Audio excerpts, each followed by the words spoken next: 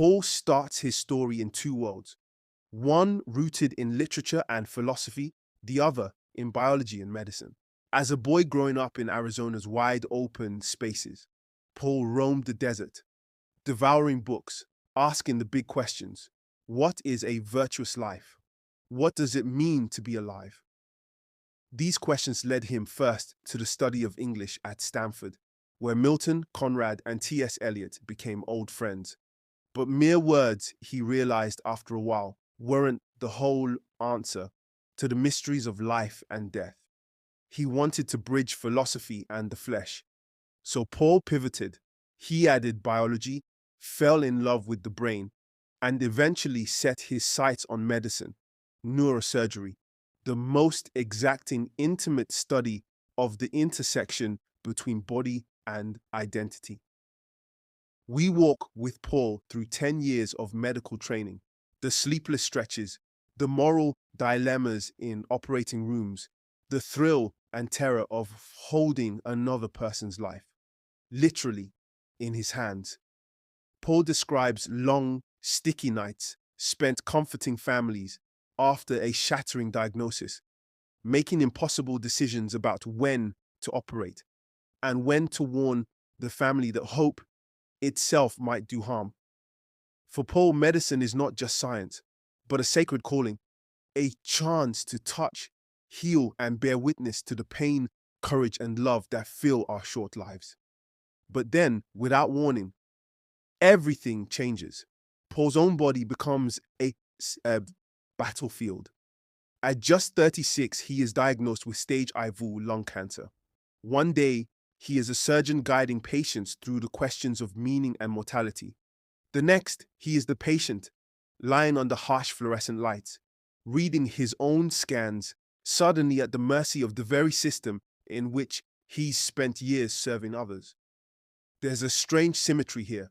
One Paul explores in luminous prose, flipping from doctor to patient, from certainty to doubt, from healing others to being the one desperate for a cure. His writing becomes more present, more urgent. You hear it in his descriptions. The cool touch of a hospital sheet, the burn of chemotherapy, the thinness of his own body as muscle wastes away and ambition seems to slip beneath the surface. Time, Paul realizes, is no longer infinite. It's carved now into you before and after, into days measured by lab results, scans, and treatments. The future he once mapped with Lucy, his wife, is upended. They must now navigate the new terrain of illness, finding moments of sweetness and connection amid the uncertainty, grappling with the unspoken question, should they bring a child into a life shadowed by death?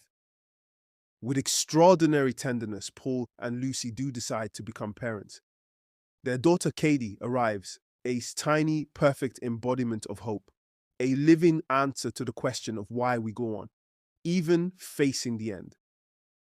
Paul finds meaning in small, everyday wonders, holding his baby, feeling the sun, talking with friends and family, and writing down the experiences that will become this very book. Throughout, Paul circles around the big questions. How do you live when you know you're dying? And what or who is left when all the striving and ambition are stripped away? He shares the doubts and the faith, the grief and gratitude that define these last months. He's honest about the pain, about feeling his career slip away, about missing the hospital even as it becomes his second home, about the sorrow of leaving his daughter before so many moments can be shared. He does not reach for easy lessons.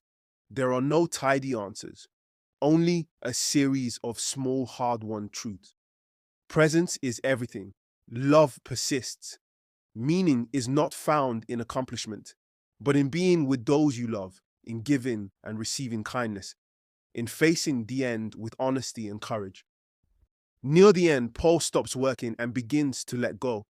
The pages slow down. He watches Cardi smile, sit with Lucy and his family, and reflects on what it means to have lived, to have loved, and to have been loved in return.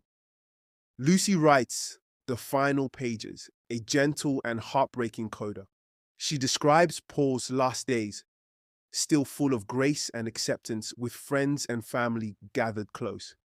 In his final moments, he faces death as he lived, brave, thoughtful, and yearning to leave behind something meaningful, not only for medicine, but for all of us who wonder how to live and die well. When breath becomes air is not just about illness, it's about love, purpose, vulnerability, and the beauty found even in impermanence. It's a reminder that life isn't measured by the number of days, but by their depth and presence, by the meaning we create, the hands we hold, the love we give and receive, and the courage to look mortality in the eye and still say yes to life.